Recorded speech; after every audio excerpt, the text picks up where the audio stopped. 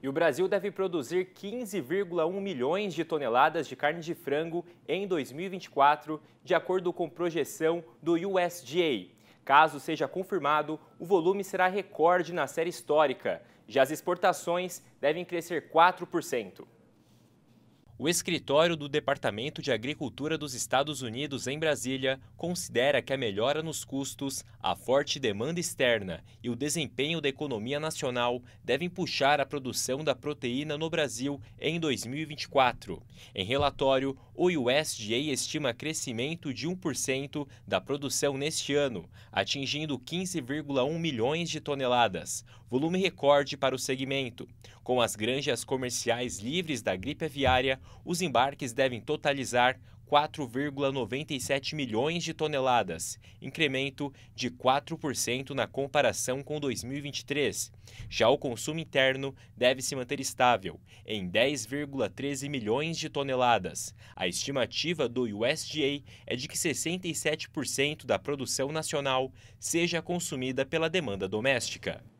E para falar deste assunto, já está conectado aqui comigo o analista sênior da Safras e Mercado, especializado no setor de carnes, o Fernando Iglesias. Fernando, uma boa noite para você. Obrigado por se juntar aqui com a gente no RN. Boa noite a todos. É um prazer estar aqui no Rural News em mais uma oportunidade. E vamos falar sim, vamos falar sobre carne de frango, sobre carne suína. São assuntos muito importantes para a gente tratar. É verdade.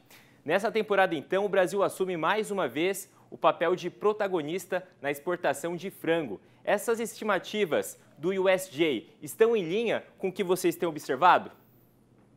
Sim, está muito em linha com aquilo que nós estamos acompanhando dentro do mercado.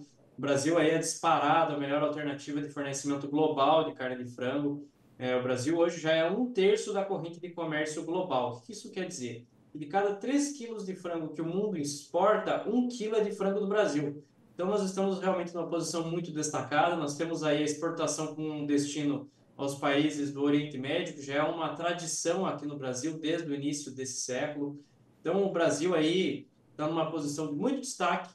Nós estamos livres de influenza aviária em animais comerciais, né, em granjas comerciais. Isso faz uma diferença enorme. O Brasil consegue vender carne de frango com qualidade para mais de 100 países. Ontem tivemos uma excelente notícia, que foram as novas habilitações aí por parte da China, que vai afetar positivamente os embarques tanto de carne bovina quanto de carne de frango. Tivemos várias unidades que processam frango também habilitadas a exportar para o mercado chinês. Então, o Brasil vai ganhando competitividade, vai ganhando tração no mercado internacional e não há nenhum outro player do mercado que tenha a capacidade de substituir o Brasil nesse contexto. Então, o Brasil aí vai muito tranquilo, vai manter essa liderança global nos próximos anos, vai consolidar essa liderança e temos uma ótima capacidade de fornecer frango em escala global nos próximos anos. Boas notícias para o setor, então, né? Ah, sim, com certeza. Só que eu quero colocar um alerta aqui também para o setor, lembrando aqui o seguinte aspecto.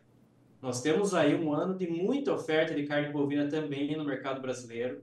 É um ano que haverá grande volume de carne bovina ofertada. E a carne bovina, assim como a carne de frango também tem esse efeito, né, tem essa capacidade, elas acabam interferindo na formação de preço das demais concorrentes. O brasileiro ele tem a predileção, ele tem a preferência pela carne bovina. Então, em anos que essa proteína é mais abundante e com preços em queda, ele tende a voltar a consumir essa proteína de uma maneira mais contundente. Então, a carne de frango pode ter esse desafio adicional no mercado interno em relação a essa concorrente.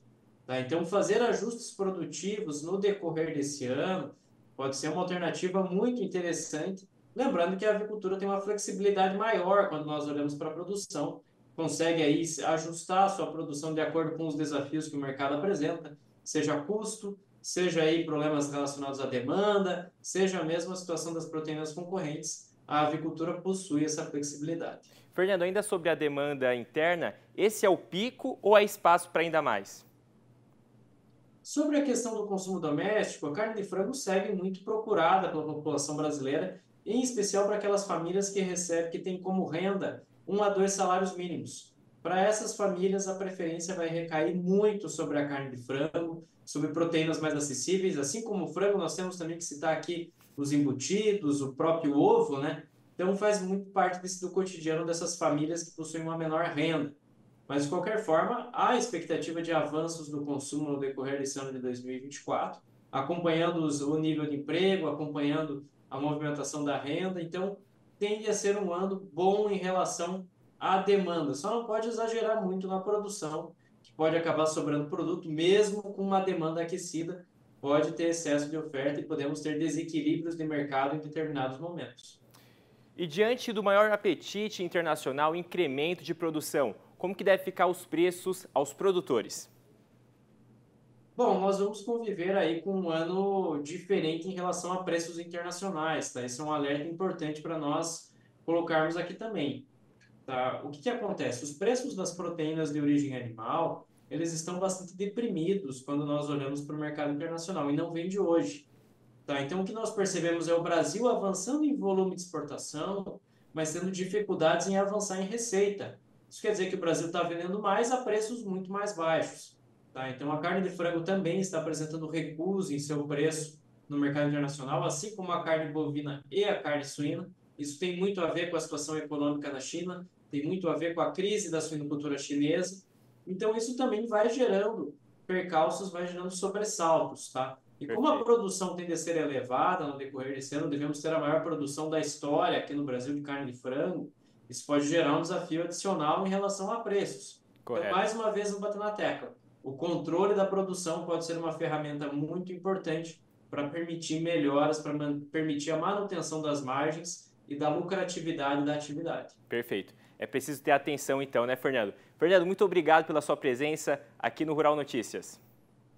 É sempre um prazer participar. Contem comigo em mais oportunidades. Uma excelente noite a todos que nos acompanham aqui.